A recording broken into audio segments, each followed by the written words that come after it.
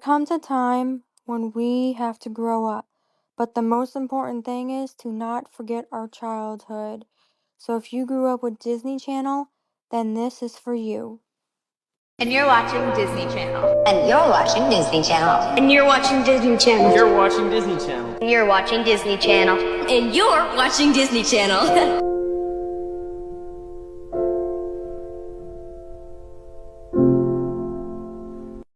And you're watching Disney Channel.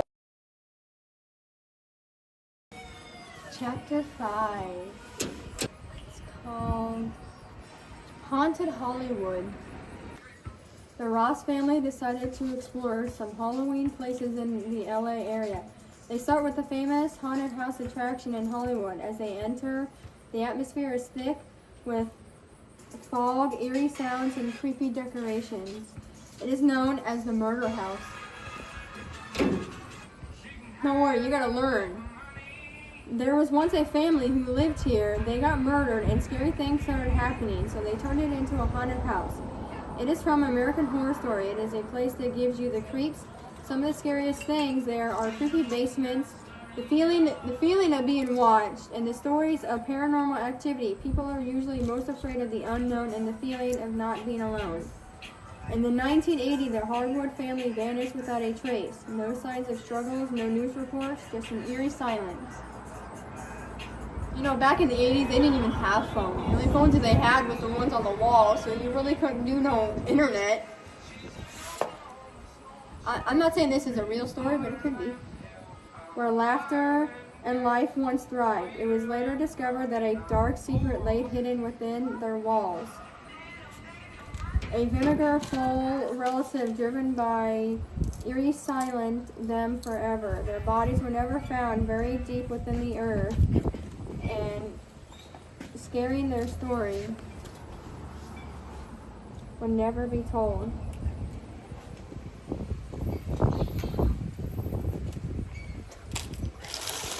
Every October 31st, they can hear screaming from a little 6-year-old girl screaming for help, and her mom screaming for dear life at the age of 28. This was bad.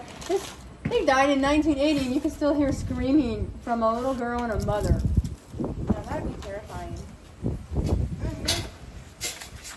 No wonder why they turned it into a haunted house. At first, everyone is excited. Emma is taking pictures of her blog to show her friends. Luke is making jokes, of course. He's making jokes at a haunted house. And Robbie is cautiously observing everything. Even Zuri is brave, holding Luke's hand. Should not be the best to hold his hand.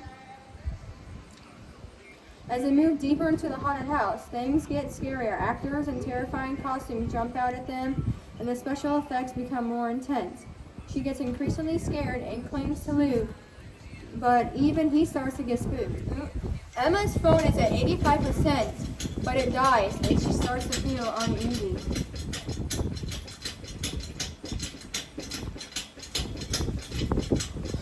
What are you looking at, Haley? You?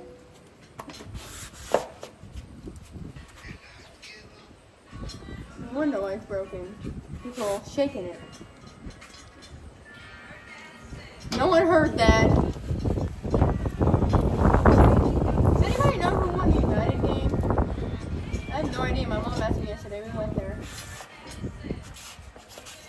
We stayed until halftime.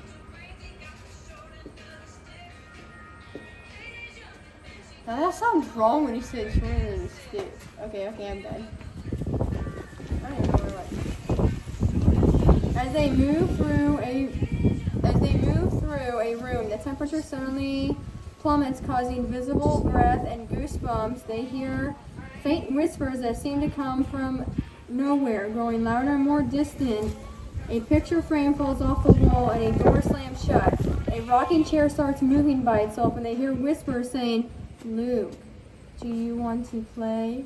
Come on, let's go." Now I've played games and I've watched videos on YouTube of little girls saying, "You want to come and play?" and those are terrifying.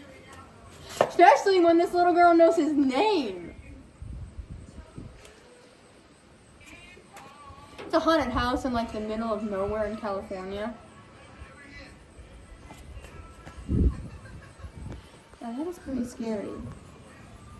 From a little girl's voice, they catch glimpses of figures in mirrors and windows that disappear when they look directly at them. A feeling of intense, hard-to-breathe light touches and tugs on her clothing, and they feel that someone is breathing on their neck. Jessie feels a shiver run down her body, and the baby starts kicking intensely. As Jessie's body tenses out from the baby's movement, all the lights in the room suddenly go out, watching them into complete darkness. A cold gust of wind sweeps through as they hear a child's laughter echoing from the shadows. The final room appears to be an old nursery with a rusted crib in the center and faded wallpaper peeling off the walls. A single flickering light bulb hangs perfectively from the ceiling, casting dancing shadows. As they enter, the door slams shut behind them, and an unseen force locks it. A ghostly figure of a woman appears, rocking the crib. Her eyes are hollow, and she lets out a mournful wail. The temperature drops drastically, and the air becomes thick within. Feeling of dread, and the children start shaking uncontrollably, tears streaming down their faces. They huddle together despite for comfort. Suddenly, toys scatter around the room, began to move on their own. A rocking horse starts galloping back and forth, the eyes glowing red. The woman's wail intensifies as she points a skeletal figure at them, her voice a raspy whisper. "Leave, this is my child's room." The room starts to spin and the walls seem to close in, and the ghostly figure lunges at them, her touch icy cold to escape. They must already. The riddle written on the wall in blood. One has an eye but can't see.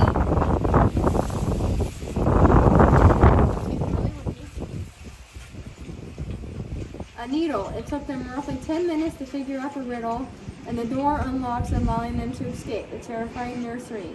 And they finally made their way out of the murder house.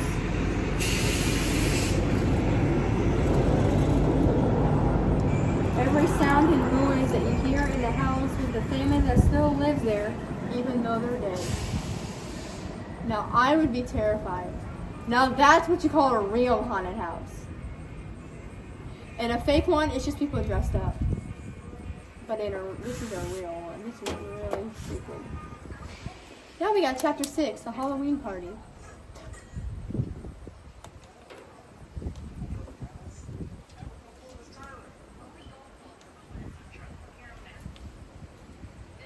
Chapter 6, the Halloween party. The hotel room TV was turned on Shake It Up Chicago. When Jessie walked in, "Hey, Emma, it's time to head for supper," she said cautiously. Emma was glued to the screen.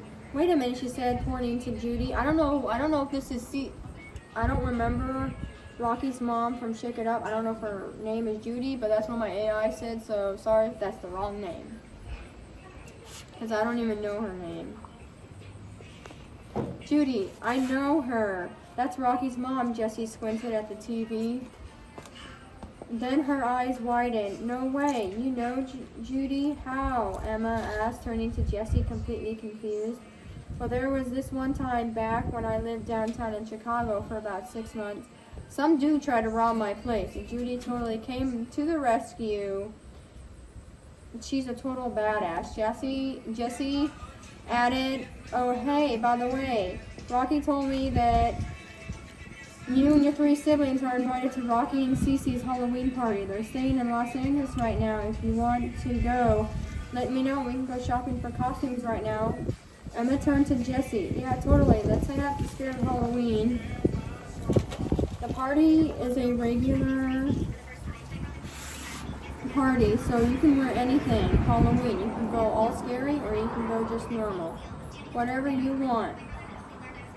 I imagine the kids' costumes. Luke would definitely go for something super scary. Robbie would try to be scary, but not as intense. Zuri would want to be a princess. Emma, I'm not sure what she would pick." Back at the hotel with costumes in tow, everyone was buzzing with excitement Suddenly, Rocky's mom called, "Hey guys, big problem. The caterer is stuck in traffic because of a major accident. He said it might take 3 hours for him to arrive. I need you to head to the store to get all the food for the party." A chorus of groans filled the room, but Mom, Emma whined, "We don't want to go out in our costumes. I know, sweetie, but we have no choice. You guys can stay here alone, and we need that food. Just think of it as a pre-party parade. Plus, you'll be the talk of the town." They agreed. Emma was dressed as a zombie bride, led the charge, followed by Luke as a terrifying werewolf, Robbie as a slightly less scary vampire, and Zuri as a sparkling princess. Jessie, trying to keep a low profile or just a simple black cloak, as she stepped out into the hotel, immediately attracted attention. People stopped and stared, some laughing, some pointing, and some others taking pictures. It's so embarrassing. Robbie murmured, pulling his cape tighter around him. "Relax, Robbie." Emma, trying to sound confident, "We're just running some Halloween joy." As they answered the grocery store, things got even crazier. Kids screamed, adults giggled, and the cashier looked like she was about to faint. Shopping and costumes turned out to be a wild adventure, filled with awkward encounters and unexpected laughs. By the time they made it back to the hotel, they were exhausted, but also strangely scared. Well, Jessie said that was definitely an experience. Yeah, Emma agreed. But at least we got the food now. Let's get the party started. So they head to Rocky's party. It was in full swing, music blasting and everyone dancing. Even Jessie couldn't help practice smiles as she watched the kids have the time of their lives. Flew by before they knew what the clock struck midnight. All right, guys. Just the announced time to wrap it up. We need to get some sleep and go back to the hotel. A chorus of protest erupted. "No, we don't want to go. I'm gonna cry." Still trolling in a zombie bride dress. "We're having too much fun." Rocky's mom over here and the approaching them with a smile. "You know what? I think we can make an exception tonight. How about the kids spend the night? We can have a mega sleepover." The kids cheered, their faces lighting up with excitement. "Really? We can have a sleepover?" Luke jumped up and down. Robbie jumped up and down, almost falling off. Jessie hesitated for a moment. Then all night, but not staying up all night. And I'm one condition tomorrow. We're going to Disneyland." The cheers grew even louder. "Yes, Disneyland." Luke, how doing a little werewolf dance since you guys are only here for 5 more days before we head back to Chicago. We'll have to make the most of it. Rocky's mom added, "We've been here all week already because our Rocky and Cece had a dance competition last weekend. So let's make these last few days unforgettable." With a promise of Disneyland hanging in the air, and the party continued with even more energy as the night more on. The kids eventually started to drift off until only a few were left huddled together, sharing stories and laughing softly. Jessie watched them, a sense of warmth spreading through them. They knew that these were the moments they would remember forever. The crazy costumes and the unexpected party and the promise of a magical day in Disneyland. Oh my god, that was like an ending that I wouldn't know. I don't even have a name for chapter 7.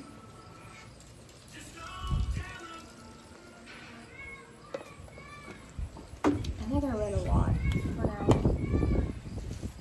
think that's enough for now.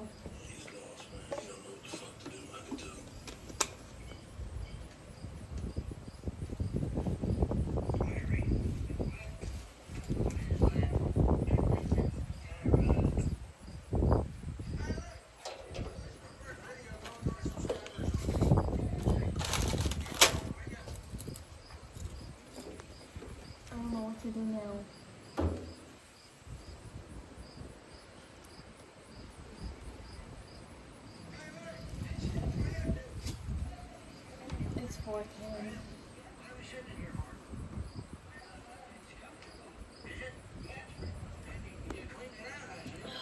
What else we doing? I don't know. Okay.